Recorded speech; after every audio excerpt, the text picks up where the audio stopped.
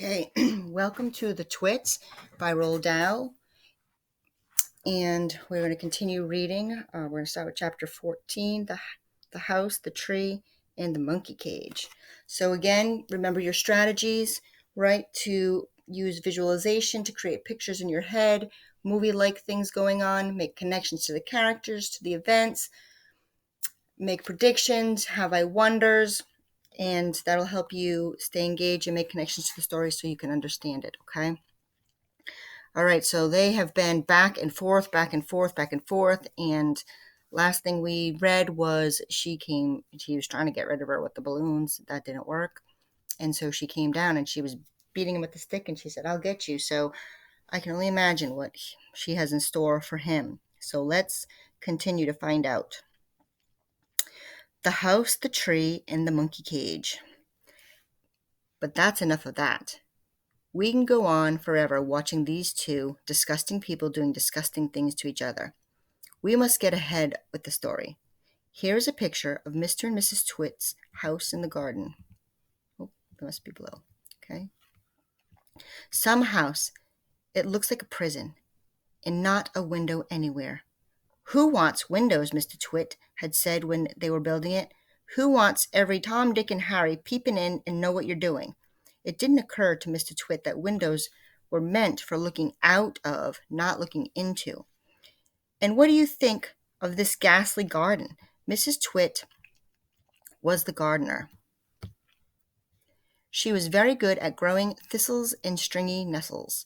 I always grow plenty of spiky thistles and plenty of stringy nettles, she used to say. They keep out the nasty, noisy little children. Near the house you can see Mr. Twit's workshed. To one side there was a big dead tree. It had never any leaves on it because it was dead. And not far from the tree you can see the monkey cage. There are 4 monkeys in it. They belong to Mr. Twit. You will hear about them later. Okay, so this is their house. There's the monkeys. Yeah, it's looking grimly, right? All right. Hugtight sticky glue. Once a week on Wednesdays, the Twits had blue pie for supper. The Twit caught the birds, and Mrs. Twit cooked them. Mr. Twit was good at catching birds. On the other day before bird pie day, he would put up a ladder against the big dead tree and climb into it. The branches were with a bucket of glue, and paintbrush. The glue he used was something called Hugtight, and it was stickier than any glue in the world. He would paint it along the tops of the branches and then go away. As the sun went down, birds would fly in from all around to roost for the night in the big dead tree. They didn't know, poor things, that the branches were all smeared with horrible Hugtight. The moment they landed on the branch, their feet got stuck, and that was that. Oh, that's a horrible way to catch a bird. The next morning, which was bird pie day, Mr. Twit would climb up the ladder again and grab the wretched birds that were stuck to the tree. It didn't matter what kind they were. Song thrushes, blackbirds, sparrows, crows, little Jenny wrens, robins, anything. They all went into the pot for Wednesday's bird pie supper.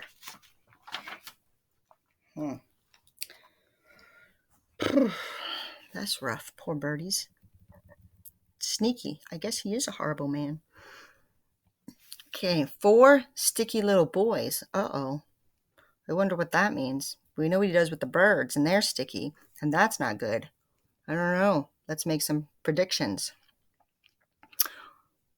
On one Tuesday evening, after Mr. Twit had been up the ladder and smeared the tree with Hugtight, 4 little boys crept into the garden to look at the monkeys. Well, that makes sense, right? Curious little children. They didn't care about the thistles or the stinging nettles, not when there were monkeys to look at. After a while, they got tired of looking at the monkeys, so they just explored further into the garden and found a ladder leaning against the big dead tree. They decided to climb up for it just for fun. Right, and that makes sense because, you know what, that's what kids do. And there's nothing wrong with that. The next morning when Mr. Twit went out to collect the birds, he found 4 miserable little boys sitting in the tree. stuck as tight as they could be in their seats of their pants to the branches. There were no birds because the presence of the boys scared the birds away. Mr. Twit was furious. "As there are no birds for my pie tonight," he shouted, "then it'll have to be boys instead." He started to climb the ladder. Boy pie might be better than bird pie," he went on, grinning horribly. "More meat, and not so many tiny little bones." The boys were terrified. "He's going to boil us," cried one of them. "He'll stew us alive," wailed the second. Oh, goodness. I definitely have some wonders and some predictions, and I'm thankful that that's not happening. "He'll cook us like with carrots," cried the third. But the fourth little boy had no more sense than the others, whispered, "Listen, I just got an idea. We're only stuck to the seats of our pants." I wonder if he has an idea. What would you do? Don't want to get tangled up with Mr. Twit. So quick, unbutton your pants and slip out of them and fall to the ground. Mr. Twit had reached the top of the ladder and was just about to make a grab for the nearest boy when they all suddenly tumbled out of the tree and ran for home with their naked bottoms winking at the sun. Which is kind of funny. Poor little kids. That's a horrible moment, isn't it? Well, they escaped, thank goodness, because I don't want to hear about him eating little boys, right? So, I wonder if he'll chase them. Yikes. That was not good.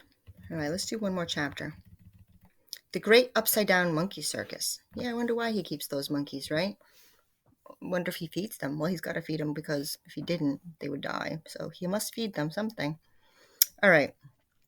So now for the monkeys. The 4 monkeys in the cage in the garden were all one family. They were Mugglewump and his wife and his 2 small children.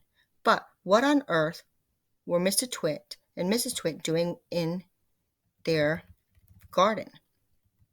Yeah, because monkeys aren't usually something that people just keep, right?